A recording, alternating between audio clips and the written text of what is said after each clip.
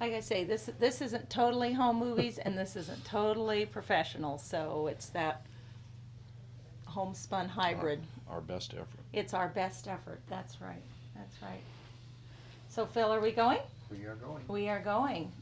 We're here today as we have a great opportunity to talk with Dr. Murray Fowler, who was instrumental in helping to develop the veterinary presence at the Tevis and the protocols that have come from that. With us too is Dr. Greg Fellers, who is our present head veterinarian on the Tevis and has been involved for 30 years in the veterinary capacity with the ride. So we'll begin with the beginning for you, Dr. Fowler. When was the first year that you I were, became associated with the ride in 1959. okay, so in 1959, the first year for the ride was 1956, Phil? 1955, Mm-hmm. so shortly after its beginnings. Mm-hmm. And prior to that involvement, I'd like to find out just quickly where you were born and what you were doing at the time when you became involved and how that all came about. Okay. Well, I was hatched on Whitby Island in the Puget Sound, actually, and left there with my parents when I was quite young, and we moved to the Salt Lake Valley in Utah. And after a couple of years, we moved to a small farm out in the southeast corner of Salt Lake Valley, a place called East Crescent. We called it affectionately Poverty Flat because that's what it was. Now it's $1 million homes there, but at any rate, I grew up there, went to elementary school and high school in the area, and left there and went into the Navy for a couple of years at the end of World War II, and then came back and went to vet school. First I went to Utah State Agricultural College, now called Utah State University, as most colleges do, and then on to Ames, Iowa, and graduated from veterinary school in Ames, Iowa. So that was my earlier years. I went into an equine practice in Southern California with a pair of practitioners by the name of Dakin and Ah, and we did movie and television work in addition to the horse work. And after 3 years, I got an opportunity to come to the University of California at Davis to be on the staff of equine surgery. And that staff consisted of 3 people.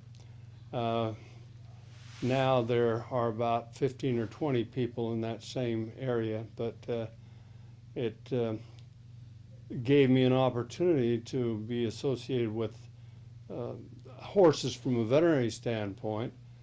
I had ridden, and actually I started farming with work horses, so I'd had draft horse experience, and then I had horses all my young life, so I knew a little bit about them from a practical standpoint as well as now from the professional standpoint. And Dean of the school at that time was Don Jasper. I don't know whether you remember Don Jasper or not, but he was on the veterinary examining committee the year that I was involved for the first time, and it was the year after I came to Davis. So I was in that capacity for a while, and then I finally decided that I would like to ride the ride so that I could know what these horses were going through. And actually, Wendell Roby loaned me a little Anglo-Arab to ride in I think it was 61.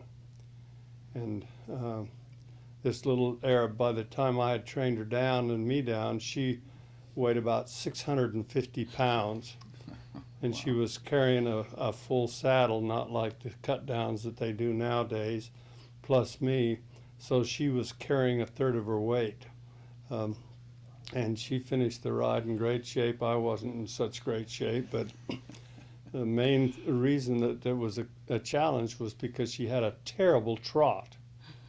And I couldn't stand her trot, so that I trained her to gallop. Well, you don't gallop on the ride.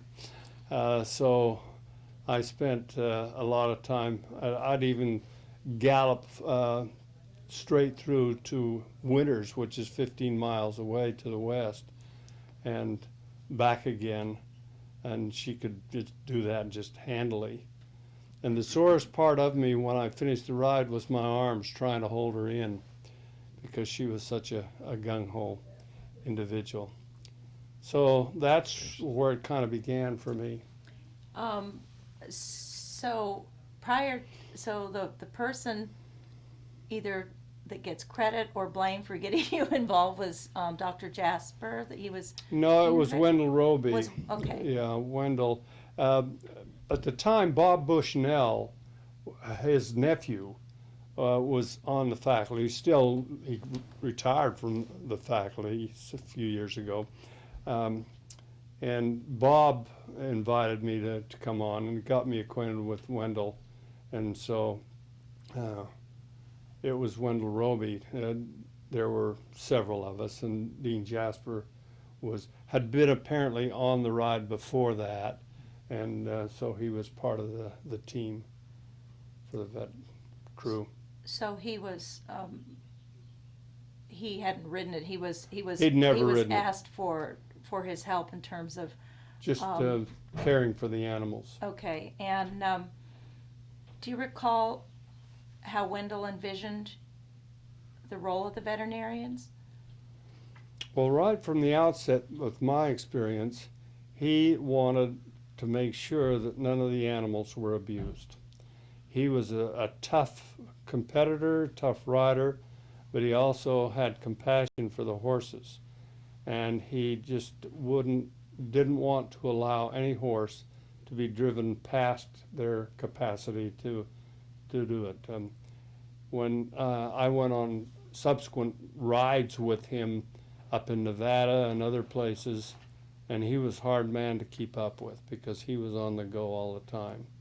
But he always treated his horses well, and so he wanted to have a veterinary presence there. He didn't know what he wanted, but he just wanted the animals to be looked out for. Mm-hmm. Were all the veterinarians that officiated at the ride back then, did they all come from UC Davis? No, there were other people that got involved. Hank Cook was one. There was a veterinarian, and I can't even think of his name right now, from Winnemucca, I think, Nevada. Bruce Branscombe. Bruce Branscombe. And ultimately, Ed Letourneau, who was a RCA bull rider, top-notch bull rider, and Dick Chance, Bob Bushnell was from Davis. But eventually, the important person that came on board to help get the information necessary to set up the standards was George Cardenet III. His father, George Cardenet Jr., was very instrumental, and I had the opportunity to be with him in developing the National or North American Trail Ride Conference.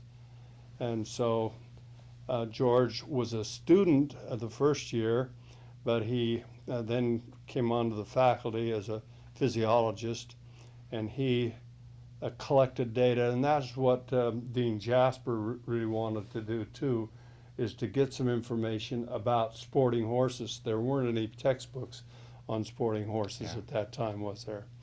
No. So we did collect that data, found out what we perhaps should do and shouldn't do, And then over the years, we accumulated more information on some syndromes that hadn't even been described in the medical literature at the time, the so-called exhausted horse syndrome Mm. and the thumps that Yeah. everybody knows about who's been involved with endurance trail riding. So it was 61 was your, That's when I rode. that was when you rode, and then you came back then and served on the veterinary committee in subsequent years. Yeah, I don't know how, I kept at it, except times when I was on sabbatical leave or something like that for several years, yes. You know, what do you remember which year you became the head veterinarian? Well, I think that either 59 or 60 when nobody, because I was in the equine practice and Dean wasn't an equine person. Bob Bushnell was not an equine person either. And so I was asked to get the crew together. Kind of take command of that group, huh? So at that time, where were your the veterinary checks that you set up? Well, we set up the first check, of course, at Squaw Valley to check the animals in. And that was an important thing as far as we were concerned, to make sure that none of the animals got started that were not trained and that could complete the ride.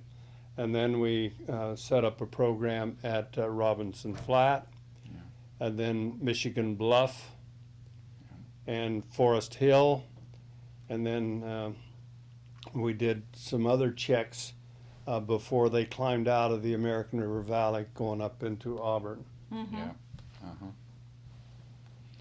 How many riders and how many veterinarians did you have? Give us a sense of the Well, at first, size of the ride back then.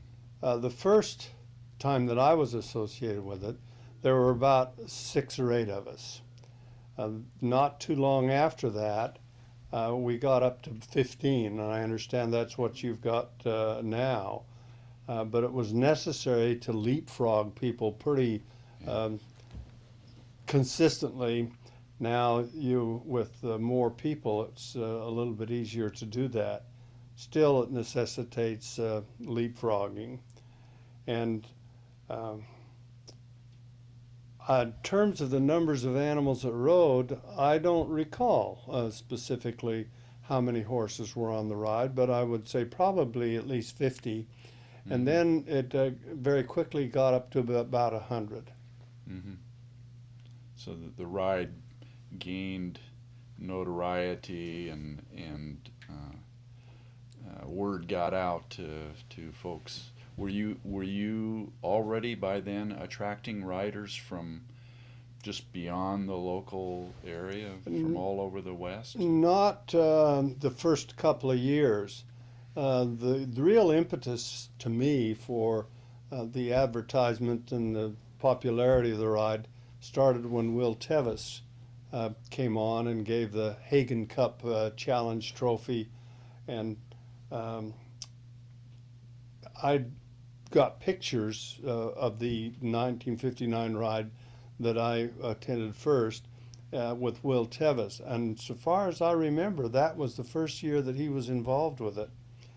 And from then on, of course, before it was known as the Western States Trail Ride, and I think that's what it's still called, but it became quickly known as the Tevis Ride. Yeah. And of course, Will Tevis was the Wells Fargo guru Right. and did a lot to support, and he was, in his day, was a rider himself, an excellent rider. So how did you see, during the time you were involved, the preparation of the horses evolve? You kind of talked about your strategy in terms of developing a very lean athlete. Like you say, by the time your horse was fit, was 600 fit, or was just Well, racing. we you can't dictate how much time they're going to spend training, but we were able to tell after that first ride with the ones that finished and didn't finish how long people had trained and in what kind of terrain. That's one thing to train on a flat, and it's another thing to train in the mountains. And as far as the horse is concerned, their ability to negotiate trails and this sort of thing was a key part of the situation, because if they were interfering with their legs because of balance on a narrow trail, they got into trouble. So we could see right after that first year that there was a certain amount of training that had to go on. And by talking with the owners as they presented the animals at Squaw Valley, we could pretty much tell Yeah. whether or not they had done sufficient training. And if there was a question about it, those animals were kind of categorized, and we paid more attention to them Right. at the first checkpoint. Initially, we actually did a checkpoint before Robinson Flat. Some of us would ride up to Immigrant Peak Yeah. to make sure that the animals reached there and had proper gear. We also talked about water for both the animals and for the people. But we then, I guess I'm kind of a outline type of person, and we decided to have a checklist that we developed, where we established certain parameters